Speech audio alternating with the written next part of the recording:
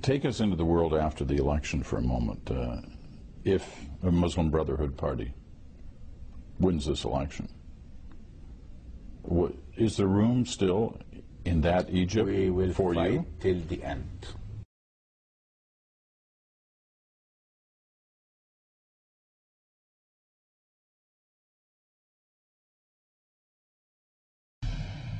Let's say the only hope we have is that in this election, the common real Egyptians, the enlightened Egyptians, will go out there and vote for the liberal, for the secular, for the civil society.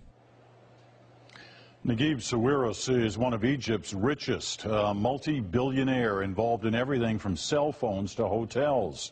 He also cares about his country. In fact, he was an intermediary between protesting students and Hosni Mubarak during the early days of the Arab Spring in January.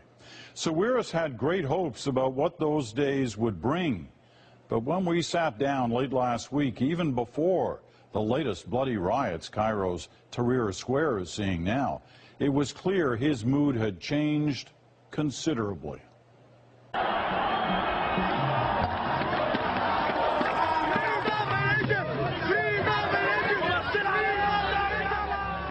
It's been 9 months since the new Egypt was born, and we were used to in those days seeing you looking very optimistic, excited, eager, smiling. Hasn't been so much of that lately. What's gone wrong? Well, the biggest mistake was that the young people who did the revolution, with a lot of good intentions, you know, left the scene, and the scene was then hijacked by religious activists, I want to call them extremists. All the good notions, the good principles, the fight for freedom and let's say the happiness of getting rid of a dictatorship now is compensated by the fact that we are worried from a new type of dictatorship, a religious one, you know. So there is no more smiling, I would say. And is it irretrievable? Has it gone too far? It's not done yet. I mean, we have the elections coming up in 2 weeks, but... you don't sound very optimistic about it. I can't be. You can't be, because, you know, if you take the mathematics, I mean, we're all the liberal parties, we are newly born, 6 months old, and we're getting into a fight against a coalition of religious forces that have been in preparation for that day for 80 years. They are well organized, well funded from Qatar and Saudi Arabia. We are coming 6 months old. We are not funded at all. We have very limited resources, and we are supposed to go. You've got lots of resources. You're not. Well, I cannot pay the bill for the whole country on my own.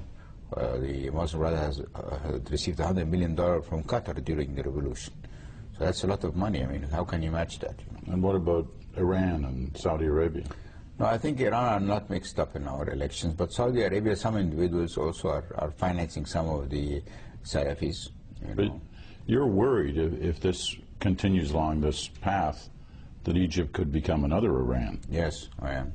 Because of the religious connection. Yeah, not only religious, if they abolish the civil nature of the country and they decide for a religious country that has a religion, is governed by religion, and mainly it's an Islamic religion, so also, even as a Christian, I would feel uncomfortable, let's say, from accepting such a reign, you know. And all the moderate Muslims, which are friends of ours and who believe in the modern Egypt, don't want that too. Let's say the only hope we have is that in this election, the common real Egyptians, the enlightened Egyptians, will go out there and vote for the liberal, for the secular, for the civil society country. Now, the problem we have is that many of them are passive. Many of them, I call them the party of the couch. You sit at home, watch TV, and think life will go on. And it will not go on.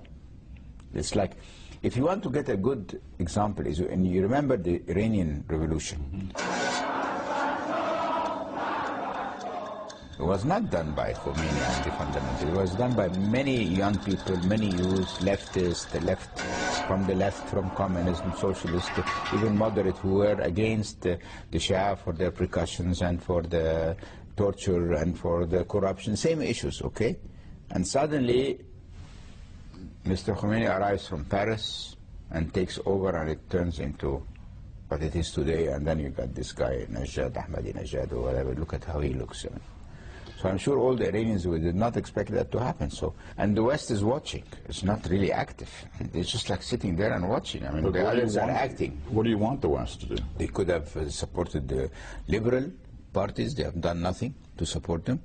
But don't they have to be careful about, in any way, seeming like they're intervening? So why are the other ones not careful? Why can Qatar do that and Saudi Arabia, and you have to be careful? Either you prevent them from doing what they're doing, or you don't be careful. Take us into the world after the election for a moment. If a Muslim Brotherhood party wins this election, is there room still in that Egypt for you? We will fight till the end. But what do you mean by fight? We will be in the next parliament, even with a minority. We will be in the opposition. We will mobilize the Egyptians, the free Egyptians, to fight for the neutrality and the civil nature of Egypt. We will not surrender to a religious state. So they win, they don't win, we will be there and we will be continuing our fight. But continuing the fight in a democratic fashion? Of course. I mean, you would respect the election outcome. We have to. As a Democrat, we have to. You had connections with the Mubarak people. You knew Mubarak. You talked with Mubarak. You were a part of the kind of intermediary force during the negotiations in his last days. Do you think, looking back now, it was a mistake? No. The problem is that actually it is the Mubarak to blame to what we are in today. Because he had not allowed, during his reign, liberal people like us, advanced young people, to have a different voice than the National Party they had. So while the Muslim Brotherhood operated underground, were completely organized, had their branches, had their finances, had their infrastructure ready. So when the day came for the competition, they're much more stronger. Or what they used to tell us, well, if you don't take me as Mubarak and my party, you will have to end up with these people. So what kind of a choice is that? There must be another choice, you know. So people like me who were not in his party, who did not like the party, who did not approve of the succession theory of his son, were lost. We had no party. So when when the revolution came, we thought after that, you know, everything will go the right way, and the right way would have been to write the constitution first, to make sure that the civil nature of Egypt is maintained, then to have the election of the presidency, so we have a president, we don't have to have the military ruling, and then we do the elections for the parliament. So help me understand why people like Mubarak, we saw Gaddafi, who was certainly no friend of yours, or anyone you had any respect for, next door, in Libya, being shot in the head after being trapped in a sewer. No, that's exactly a criminal. That's a criminal act. Even no, but what I'm trying to understand is why don't people like that get it in the final days? How can they not see what's happening in their country? Because for 40 years, 30 years, they live in a completely different sphere.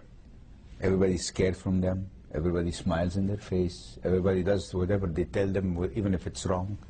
How would you ever think like that? You get disengaged from the reality.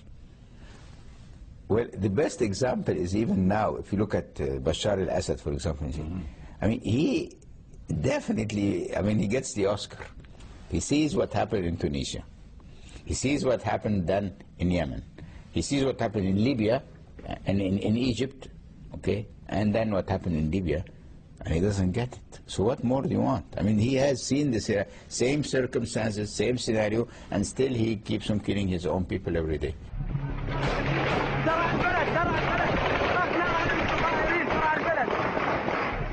Will it be the same outcome? Definitely, no doubt. Look, there's a very simple rule. The minute the blood of your people has been spilled on the ground, you're finished. The only salvation you have is to prevent that from happening. If you keep on doing that, you sign your own death. Even without the help from outside forces? Even without the help. It will cost more, there will be more victims, but the result is inevitable. Because the more you kill, the more anger you drive in many people. I understand that. I get that. But I've also heard you express at times that to topple somebody like Assad, to topple a regime like that, it would need help from the outside. No, not maybe the outside, but maybe the army itself will get dismantled. Because like in Libya, I mean, some of the army fractions left, and they formed the military resistance, and that could be the start. That's why, you know, they have found many graves in Syria of officers being shot. It's like when they tell them shoot the people and they don't shoot, they start shooting on them. You cannot say it's foreign interference when you're watching someone slaughtering his own people. I mean, what is that? It's an excuse not to do anything. Like we all sit at our home, go to bed, and then every day there are 30 Syrians every day dying. How can you sympathize with someone who is allowing these people to be shot because they don't want him?